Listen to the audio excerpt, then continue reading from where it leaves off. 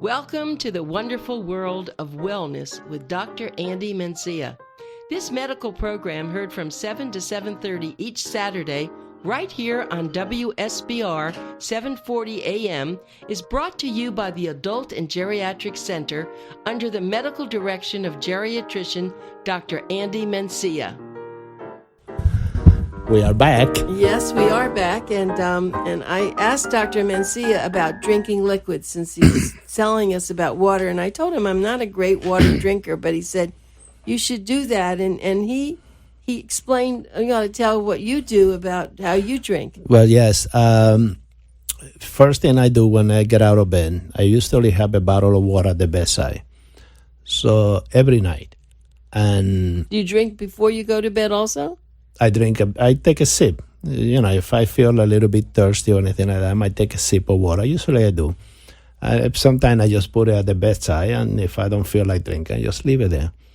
If I get off for whatever reason, because it's raining, I have to close the window, open the window because it's to have whatever I have to do. Go to the bathroom, whatever I have to do. If I wake up, I will go ahead and sit up and take a sip of that bottle of water. If I sleep throughout the night, when I get up in the morning, I sit at the bedside and I finish the bottle of water. And then I go on about my business. So I have to, at nighttime, if we can, you know, because the body is, you lay down on your body is like your kidneys taking all of that blood and trying to cleanse it. So there are protein there going to the filter, trying to get stuck and what have you. You have to flush everything out of there. So you take a bottle of water at night, and throughout the night, just drink it. It will get processed very fast. And then by the time you go to the bathroom, usually you have already produced urine throughout the night. And the bladder being the reservoir, the storage room, is already ready to be empty. So you just go to the bathroom and empty your bladder, and now the new water you have drank will start the process all over again to keep flushing the kidney while you are brushing your teeth and washing your face and combing your hair. While you're doing all of that, and the body is ready to get going. Then as you go throughout the day, you know, if you like to drink coffee, drink your espresso. Those are diuretic. They will make you urinate. So you have to follow up with water. So I was telling you that in my office, behind my desk, I have tons of water that sits there. And whenever I want water, I don't even have to get up. I just grab one of those little bottles there, and I drink some water and, you know, discard the recyclable part. So just drink throughout the day. I have in the car, I usually try to have a bottle of water in my car. So as I'm driving, I make sure there's water there for me to drink in the car. It's amazing. Of course, when he comes to the studio, we always had water for him, and he's already on his second cup, I see. Yes. And see, and I haven't had any, and I've been here since 5, so that's the difference, and I'm going to have to be better. I want to go back to your going to sleep. When you're sleeping, and I know you said they work 24 hours a day, but when you're sleeping, do your kidneys and your bladder, do they rest at all? No, at all.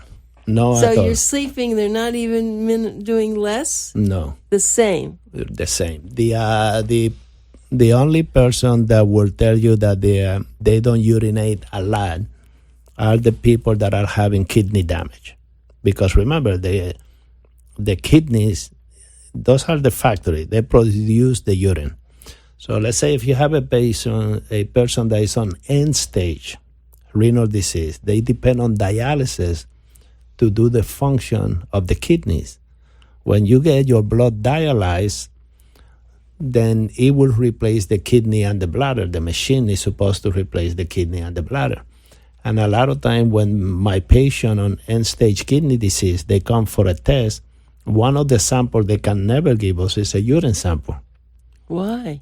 Because the kidney don't produce. They are completely shut down. They do not produce urine. When someone's on dialysis, they don't urinate? End stage, very little urine will come out. Very little urine comes out. So end stage kidney disease, that means your kidneys now are not even functioning whatsoever. So that's why when we get dialyzed to arteries and veins in the arms or on the chest. so that we can take that blood and cleanse the blood through a machine. Now prevention is my game, and we need to prevent this, because again, those people that end up in dialysis, regardless of how sad it sounds, those are the lucky ones. For every person that get dialyzed, 6 of them have already died before they made it to dialysis. So as a society, we should not be proud of dialysis, because we don't have enough people making it to that stage. So we should not be proud. It's like, 1 out of 6 people are dying we don't hear before about they those even, people, we don't right? hear about them. This is interesting. So we need to go all the way to the beginning when the kidneys are working. And sometimes the person will say, well, doctor, how's my kidney doing? And the doctor look at the blood test and say, they're doing fine. Well, what does that mean? You can be fine and still have stage 1 kidney disease. And you won't know it unless you do like a urine test, an ultrasound. So who should be concerned for stage 1 so that you can pick up problem early? If you are prone to kidney infection, and who is prone to kidney infection? If you have a strong family history of diabetes, if you have a very strong family history of hypertension, if your blood pressure tends to be a little bit more on the high side, normal high side, but normal. So with a strong family history and that blood pressure escalating, remember, hypertension, high blood pressure is what we call the silent killer. It won't tell you, your body have no parameter to say, hey, Anita, your blood pressure went up 10 millimeters of mercury as of today. It won't say anything like that to you. The only way we're going to find out if we start getting some chest pain, we get a heart attack, we get a mini stroke, or we get a full-blown stroke, we go, oh, I was having high blood pressure, I didn't even know it. Mm-hmm. So when we look at those parameters, medication that you are taking, talk to your pharmacist, is this the right dose for me on the medication? Is it too strong? And the pharmacist will say, yeah, I think it's too strong. Then call my doctor. Could you please, let's make adjustment before you take the first pill. So be proactive. It's your life. And the doctor can have their prejudice and their ignorance, but still your body. I get patients that come to me and they say, I say, well, you developing a little bit of diabetes and it's already touching your kidneys. It's okay, doctor, but I don't want to take pills. Okay, no problem. Let's work, you and I, together on try to solve this problem without taking pills for diabetes. And how would you do that? Well, the first thing is a good diet. It's all get fixed with the diet. So I have 2 dietitians that work at the office. And they're fabulous. And they are great. They are fabulous, both of them. Very knowledgeable and highly qualified ladies. And the first thing I say, I'm going to put you with one of my dietitians, but people misunderstand the dietitian. You don't go to the dietitian once and don't show back again. The dietitian becomes your coach. The dietitian will spend a whole hour with you or more talking about your behavior and your diet, and what do you eat and when do you eat. And by modifying that behavior, not by changing, because I tell my patient, I say, listen, I can have sitting in that exam table a Indian person, a Chinese person, a Israeli person, an Iranian person, a Greek person. They all have their culture. The Indian eat their Indian food, and the Chinese food, and the Greek eat their Greek food. So everybody had their culture. So we cannot change that culture and say, okay, now you're going to follow an American diet. Forget about that. That's impossible. That's not true. It's not going to happen. Right. So what I tell the patient, I say, listen, because of your sugar, before you see the dietitian, let's go over starches. So rice, pasta, bread, potatoes. Those are starches. What you're going to do is from this point forward, when you leave my office, you're going to cut down the starches by half. Just cut down by half. So I use the story of one of my patients that say, "Oh, but I love pancake. I have 6 pancake." I said, "That's okay. I You're going to have 3. I said, "Exactly. I love pancake too, but you're going to have 3 now. You're going to have the discipline to go down to 3. If you have 2 scoops of ice cream, you're going to have 1 scoop of ice cream now." So the starches, cutting down the starches by half, you'll be amazed how it can fix your hemoglobin A1C and your sugar. Fruits, especially when I'm giving this talk in a synagogue or a church, I say there's 2 types of sweet. There's the sweet that is processed by men, and the one that God gave us directly. The one that God gave us directly come in the form of fruit. They hang on trees. Right, exactly. So if you know that you have problem with the sugar, cut down on fruit by half. And even though it's healthy, you exactly. cut down. And then I tell my patient, be smart of which one you're going to choose now when it comes to fruit. So if you have constipation, you want stuff that are high in fiber. You want fruits that are high in fiber, so it's helping you with the constipation, and you're still having fruit to make yourself feel good, and you are not overdoing it. And nowadays we have the juicer, and everybody getting into juicing. Right. And the main problem with the juicer is that people tend to put more fruits than vegetable. True. So a lot of people that are prone to become diabetic, they're becoming diabetic much faster, much earlier, because the amount of fruit that they are, taking to this juicer. So, if you're going to use the vegetable. That's why your body have all the nutrients that are going to come to your body. They come from there. And put a little bit of fruit just for taste. So, what I say, if you're making a soup, you don't load it with salt and then put a little bit of water. That won't be a soup anymore. You want to put a tiny bit of salt to give taste to the soup. So when it comes to using fruits, it's like salt to the soup. You put a little bit of, let's say, beets or something, just to give the flavor to it, to your juice when you're drinking it. But don't load yourself with fruits, because it's a high load of sugar. Well, that's great advice. So what you're saying then is, when you go to one of your nutritionists or dietitians, they're not going to take away all your food. What they're going to do is see, first of all, you have a test for everybody. Then the nutritionists know what their patient's dealing with, right? Right. Okay. And then what's going to happen is the nutritionist will then figure out how they can keep you on this regimen without making you feel like you've lost everything. And that's really a good nutritionist. And I know the ladies, we've had them on the radio show. We should have them back again. Radio, yes. Yeah.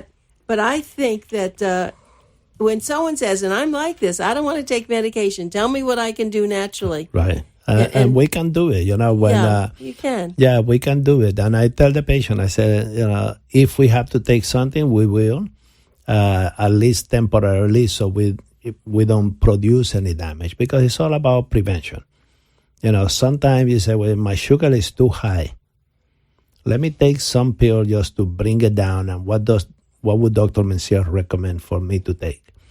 When it comes to pills for anything in life, any condition in life, I try to put it in a spectrum. And at one end of the spectrum, is what I call the dirtiest pill of, available for that condition. And at the other end of the spectrum is the cleanest, least frequent utilized pill that will help the patient, that the body can assimilate much faster, and has the least amount of drug-to-drug interaction that won't interfere with other things that we are taking. So I look at my spectrum, I look at the patient at insurance, and then I go into the spectrum, and there are finances. Well, some of this medication can be expensive, and that could be a topic all by itself. But some of this medication can be expensive, and this is a multi-dimensional problem, because then you have the pharmacy. That's another business. So the doctor is running his business, the pharmacy is running their business, the insurance company is running their business. So the insurance company makes money by the doctor giving you the cheapest drug possible. Not necessarily the best drug possible, but the cheapest. What is the cheapest thing I can give this patient? Then the insurance company will love the doctor. Say, oh, what a great doctor. He's saving us so much money. And then the pharmacy, they work as a business. How do you run a business? You run by margin of profit. So if I'm selling this bottle of water and I make 40 cents a bottle that I sell, and I sell this cup of gold, and the cup of gold, the bottle of water costs you $60, and I'm making $40. The cup of gold costs you $5,000, but I only make 10 cents. Why do I want to sell you gold? Right. It's not profit to me. Right. I'm only making 10 cents out of the cup of gold. Even though you're spending so much money, it's not a profit. So sometimes I might discourage you from buying the gold. Don't buy the gold. It's too expensive. It's going to cost you a lot of money. That's not going to cost you anything. It's going to cost the insurance company a lot of money. That's why you have insurance. But they look at the alt profit. And you, when you're with a patient, you really think about all these Of things. course, and I tell them. You're so different. You're great. No, I tell them, I said, don't let the pharmacy talk you out of this drug, especially if you're getting a month free trial. Sometimes I give the patient, listen to this. I say, go and take this drug. This is excellent. It's one of the best things, and the company is giving you a month for free so you can try. They all come back with a coupon and the prescription. Oh, doctor, the pharmacy scared me. They told me this medication is going to cost me $200. I say, it's free. That's what they say, free, 30 days for free. Sometimes the company say, for 12 months, we're going to cover you. For 12 months. Oh, but the pharmacy says it's very expensive. Who cares? It's not your money. The company that's making millions is saying, to promote this drug, we're going to give it to you for a whole year so that Dr. Mencia can see if this drug is good for you or not. Yeah, they will come. You'll be amazed how many people come back and get talking to not taking the drug because of the price. One thing that you should do probably is start a new company producing prunes. That's your favorite fruit. Yeah, right. The prunes, though, because I know that has made such a difference to so many people. But we should call it the art of prune. Right, Mencia's. Because I get patient that come and say, no, doctor, I already tried the prune. They don't welcome me. I say, how do you take it? Yeah. Oh, I have it in the refrigerator and I just take it from there. And I say, mistake number one. Let's go back to the drawing board. Let me tell you what I learned from my grandmother. Take the prune the night before out of the refrigerator. Let it sit at room temperature. So that when you take those prunes, if it's warm, some people even heat it up. If the prunes are warm, it works faster and better than if they are cold. And this is my grandma. She was her late 90s when she died and lived in a mountain, uneducated. And when I go through medical school, I remember we took the gut, the intestine on one of the animals. And, while the animal's still alive, vividly I remember the professor take the intestine out of the animal. And then they open a little hole, and they put some electrodes so we can see the movement of the muscle when you're going through what we call peristalsis. And we look at the muscle, and then the professor will go and say, okay, let's take some hot water. And you drop hot water on the intestine, and you see the needle going really fast. We say, okay, now let's take icy water. And you take icy water and you drop it in there, and the needle will slow down again, even lower than the normal rhythm that it had before. So I say, wow, so hot make the intestine move fast. That's why you eat hot soup, really, really hot to make your intestine go. And cold stuff, really cold, tend to slow it down. So if a person is prone to constipation and they take the prunes that are cold, the fiber will help you, but the warm fiber will help you a lot more. So thank you. You've just told us something. I don't think most people even know that.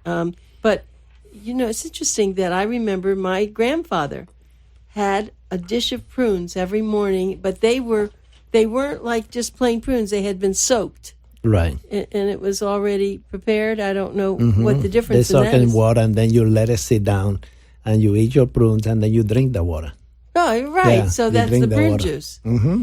Well, but this is what I love about you. You're taking something so simple. I know we had this happen in our family, and you were so good about that. But so, and they're very sweet. So if someone has a sweet tooth, they can take a prune rather than a Of cookie course, or something exactly, else. And exactly. it's a perfect thing. But it really takes training. It really takes someone Discipline. It takes discipline. That you want to, you want to take care of yourself so that you don't end up taking drugs to treat problems that we create on our own self. There are conditions that's going to happen to us, and we have to deal with them. But a lot of things that we go through, we have to see how can we prevent them. What are the things we can do to prevent things from? I'd like to go back to the dialysis for a minute. How long can someone stay on dialysis? For life. Once you once you go into dialysis, unless you get renal transplant, once you get kidney transplant, now you have new kidney being given to you. Then is that good? The kidney transplant, we still have a lot to learn. We still have a lot to learn. You have to be on tremendous amount of chemotherapy medication to keep your immune system basically shut down. Because remember, these are not your kidneys. These are someone else's kidneys. And kidneys have protein, and these are foreigner proteins, so the body will tend to fight it. It's like if I'm a given type of blood, and instead of giving me my type of blood that my body will recognize, you give me some, a different type of blood. My body will reject it, and I could go into anaphylaxis and die, rejecting the foreign protein that had been given to me through the blood. So when you get new kidneys or a new heart, we have to go through a process to maintain the immune system from fighting these foreign proteins and this foreign organ that had been given to us. So there's benefit that now you have a heart that you can walk and talk and what have you. You have kidney that you have to do dialysis. Now you can start urinating again, but then you have to take all this medication to keep it going. And I have one of my patients that was fortunate enough to go for the kidney transplant. And she went and got the kidney. And so far, she's doing well, but she's taking all this medication. And before, when she was on dialysis, she would refuse the visiting nurse. No, I don't want the visiting nurse because, it's going to make me feel old. And she's like 62. It's going to make me feel like an old lady. I don't want that. And now that she knows how important it is because she had to take all this pill to keep the immune system down so that she doesn't reject those kidneys. Because the moment you reject, you have to go right back to dialysis. I think with this show today, with the 60 minutes almost that we did, is very, very helpful. I know you've changed things in my mind. I am definitely going to start drinking more water. And I think the fact that you have explained to people that you don't want to take medication, then do what's natural now. Don't wait. Right, don't wait. And then go to your doctor and make sure, go to Dr. Mencia, hopefully. I mean, there's no one I can recommend more fully than Dr. Mencia, but I think you have to really get those tests to make sure everyone knows what's going on. Clean yourself in your genital areas and especially... And hydrate yourself. Keep yourself well hydrated. Hydrate yourself, exactly. And we're always very grateful to you. And even with the supplements, when we take supplements, some people will say, "Oh, I take about 30 supplements a day." No kidding. I say, heavens. That's crazy. That is absolutely crazy. Yeah. You're putting a toll on your liver. You're putting a toll on your kidneys. Why you don't eat food? I eat food too. So if you eat well, you don't need that many supplements. Oh, my goodness. Well, this is a whole new story. And Dr. Mencia, we will definitely continue this. I love how much I learned from you, and I know everybody else does. It's a privilege to have you on every week. Thank you, Anita. Thank it's a you, pleasure. Dr. Mencia. Thanks for listening to The Wonderful World of Wellness with Dr. Andy Mencia. Be sure to tune in each Saturday morning from 7 to 7:30 right here on WSBR 740 AM.